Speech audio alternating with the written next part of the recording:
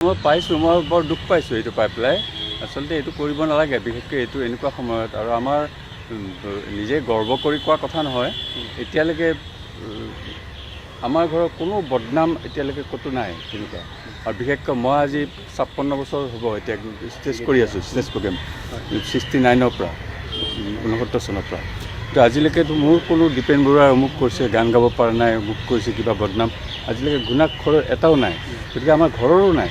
কাৰণ মোৰ কিয় নাই মই এইটো কৈছোঁ, উদাহৰণটো এইকাৰণে যে মোৰ যদি কিবা এটা হয় ঘৰৰ বদনাম হ'ব। তেনেকুৱা আমাৰ ঘৰ এটা অসমত নিজে ক'বলৈ দিগদাৰ, যদিও চবেই জানে, ৰাইজে জানে কেনেকুৱা আমাৰ ঘৰটো। আমাৰ ঘৰৰ পৰা ইমান চিনেমা ওলাইছে, 30খন চিনেমা, পলিটিচিয়ান, খেলুৱৈ, নিজে খেলুৱৈ আছিলোঁ, ৰাজনীতিবিদ, তাৰপিছত গায়ক, অভিনেতা, ফিল্ম ডাইৰেক্টৰ, পৰিচালক, মিউজিক ডাইৰেক্টৰ, গোটেইখিনি আছে আমাৰ ঘৰত। কিন্তু এইখন ঘৰৰ কোনোদিন তেনেকুৱা বদনামো নাই। কিন্তু আজি মই বৰ দুখ পাইছোঁ এইটো। কাৰণ কাৰোবাৰ ঘৰত, তোমাৰ ঘৰত বা মোৰ ঘৰত, কাৰোবাৰ ঘৰত, কাৰোবাৰ ৰুমৰ ভিতৰত কাৰোবাৰ কিবা কাজিয়া পেচাল লাগিব পাৰে। কাৰোবাৰ কাজিয়া মানে কেনেকুৱা কাজিয়া, অলপ টানকৈ কাৰোবাৰ এইটো নকৰিবি, অমুকটো নকৰিবি, তমুকটো নকৰিবি, সেইটোকে যদি ৰৌটোকে গৈ পেলাই ঢৌটো কৰি পেলাই ক'ৰবাত লিখি দিয়ে চবকে জনাই আমাৰ বদনাম এটা কৰিবৰ কাৰণে, এইটো খুব বেয়া কথা।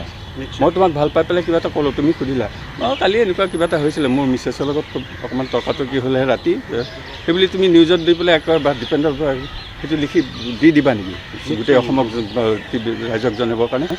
এইটোতো বৰ বেয়া কথা। ঠিক তেনেকুৱা অনুভৱ এটা আছে। মই খুব দুখ পাইছোঁ মানে আচলতে যে দিছে, এইটো কৰিব নাপায়। এইটো এনেকুৱা ভৱিষ্যতে মই তেওঁলোকক অকণমান সাৱধান কৰিছোঁ, এইটো যাতে নকৰে আমাৰ। কাৰণ আমাৰ এটা বদনাম হৈ যায়তো, তাৰমানে তেওঁলোকে আমাক বেয়া পায়, ভাল পালে কেতিয়াও এইখিনি নিদিয়ে, তেনেকুৱা কথা। আৰু মুখত ভালটো দেখুৱায় কিন্তু ভিতৰে ভিতৰে বেয়া পায় নিশ্চয়, নহ'লে এনেকৈতো নিদিয়ে কেতিয়াও।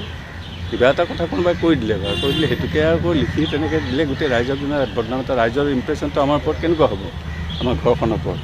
মই কিবা এটা কৈছোঁ, মোৰ ইণ্ডিভিজুৱেল কিবা এটা হৈছে বদনাম, তেনেকৈ যদি কিবা কয় দীপেন বৰুৱাই মোক কৈছে মদ খাই পেলাই গান গাব নোৱাৰে, এনেকুৱা এটা, সেইটো মোৰ নিজৰ কথা।